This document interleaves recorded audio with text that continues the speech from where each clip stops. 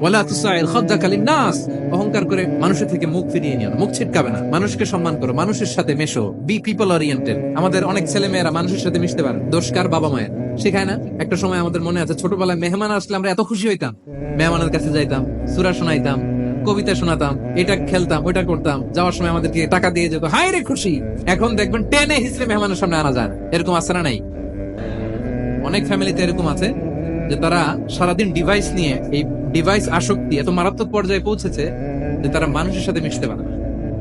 এই পাবলিক ওরিয়েন্টেশনটা অনেকের নাই, পিপল ওরিয়েন্টেশন নাই।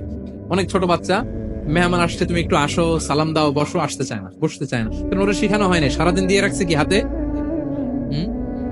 মোবাইল। এজন্য ছোটবেলা থেকে আমরা যেন সামাজিক বানাই, বাচ্চাকে যেন শেখাই, বাবা মুরব্বীকে দেখলে সালাম দিতে হবে, কি করতে হবে ওরা শিখাবেন। অনেক সময় ছোট বাচ্চারা না বুঝে দারোয়ানের সাথে খারাপ আচরণ করে, ঘরের কাজের বুয়ার সাথে খারাপ আচরণ করে, ড্রাইভারকে বকা দেয়, আছে না নাই? ওর ভদ্রতা, ডিসেন্ট ম্যানার আপনি শিখান নাই, তো শিখবে কোত্থেকে?